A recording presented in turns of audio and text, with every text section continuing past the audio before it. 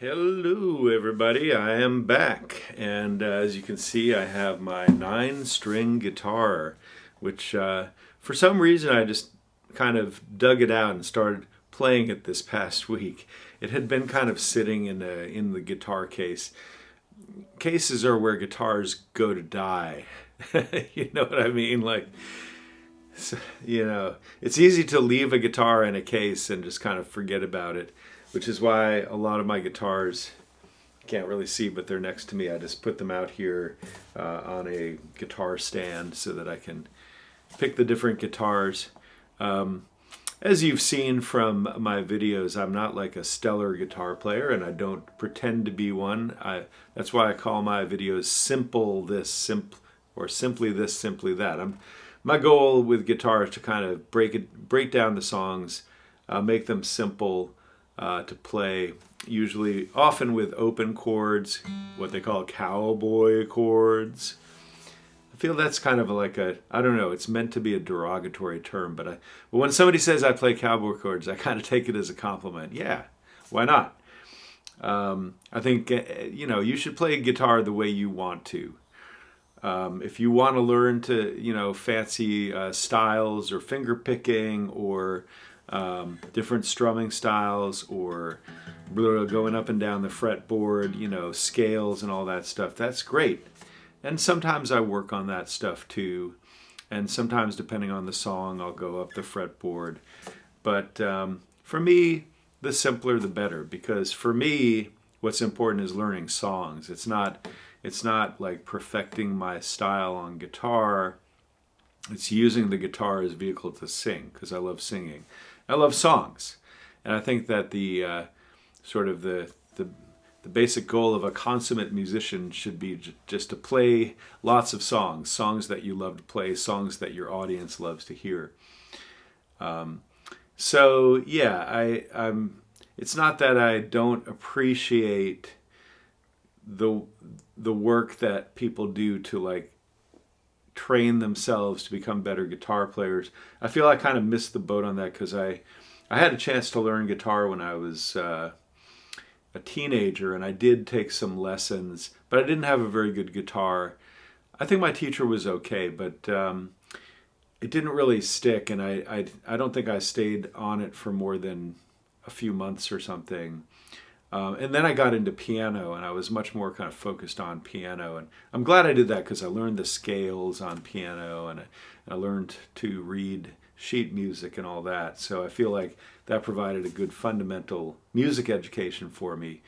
But I missed the boat on learning to be really good at guitar, because I think, and this is what I would recommend to people. Yeah,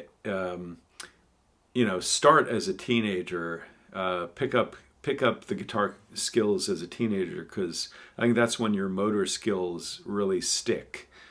And if you can learn to play scales and learn to go up and down the fretboard and what all the notes are and how the mysterious guitar fretboard works, that will do you in good stead for the rest of your life. I kind of struggled to learn guitar as an adult, starting in my 20s, like in my early to mid 20s, and just kind of picking up things here and there as I went. I did have another teacher a little bit later who taught me the rudiments of classical guitar, so I can play a few classical pieces. But I'd say my knowledge and my motor skills in terms of scales and going up and down the fretboard is still pretty rudimentary. Maybe not rudimentary, but and it's hard to. I think with guitar, because there's so many levels, it's sort of hard to gauge where you are. There's also so many different skills with playing guitar. Since we're on the subject, I know here's a situation that you often encounter, and you can, if you're a guitar player, maybe you can post a comment about this, because I'm curious to see what your thoughts on this are. You go into a guitar shop, and there's always some guy noodling around on the guitar and doing little riffs, and maybe he's got an electric guitar, or maybe he's got an acoustic. Usually it's an electric, and kind of doing riffs or doing some practice, and often pretty impressive, and and then you wonder like, but can the guy actually play a song? Could he play a complete song? Maybe the answer is yes. I'm not judging, but to me that's the question that I always ask. Noodling is fine, but can you actually perform a song? Songs are like, I don't know, the lifeblood of music. I think of them as kind of the cellular structure of music. They're just kind of complete in and of themselves, and they embody everything that is wonderful about music is kind of contained in a song, in the package of a song, a good song. So yeah, I really focus on learning to play songs, and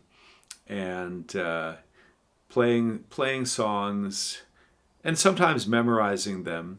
I think any performer ought to have maybe a few dozen songs that you've memorized, that you've got down cold, that you can always revert back to. So, for example, the other night I was playing for our music night on campus, and I did a few songs that I'm still learning. So I'm looking at the lyrics while I'm playing. But then I kind of a little bit later I reverted back to songs that I can kind of play without even thinking about them, and like "Losing My Religion" is one of my go-to songs. So I think it's good to have those songs because it's always nice to fall back on songs that you just know hands down. You don't have to worry about, do I remember the lyrics? They just come right back to you, kind of like riding a bicycle. It's nice to have a few dozen songs under your belt that you can just kind of automatically reproduce without much effort. And now and then you can just review them to kind of keep them fresh in your mind. So I try to keep a sort of a repertoire of a few dozen songs kind of in my head that I can pull out anytime. And I think that's a good skill for any performing musician to have. And I always encourage my students at our university to memorize songs, because I think when you're holding an iPhone in front of your face, it sort of diminishes the impact of what you're singing and playing. Again, this is all a matter of context. I hang out at a lot of live bars here in China, and there are a lot of great Filipino live bands. I've been kind of doing a research project on them. And they will often have their iPad out with the lyrics because they know hundreds of songs, and it's impossible for them to memorize all the lyrics of those songs. They have to be able to pull out a song anytime. So I think if you're a professional performing musician, performing in a live bar where people expect great variety of songs, then of course you need to have your iPad, and you need to have the skill of being able to read it without being too conspicuous. So the way you place it, and the angle that you place it to, so it's not blocking the audience. All of that is important, I think, to the performance skills of these professional musicians who are doing this every night. So, on the other hand, I think they also make a big effort to memorize songs as well, and to keep building up their repertoire and build up their muscle memory for playing and singing songs. So I think that's kind of the lifeblood of a performing musician.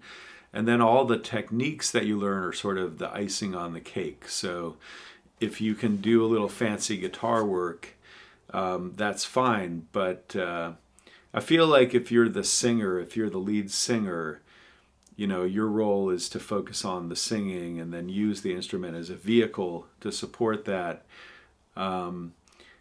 There are, obviously if you're in a band, somebody might specialize in playing licks and doing fancy guitar work or doing riffs on a piano or something, and that's fine too.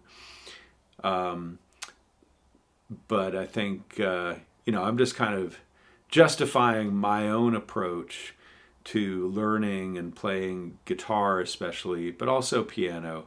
Um, so, yeah, those are some thoughts that I wanted to share. Again, interested what your comments and feedback are on this, whether you're a performing musician or just learning to play guitar or some other instrument, whether you like to sing or whether you just like to play the instrument. Curious to hear other people's thoughts on this.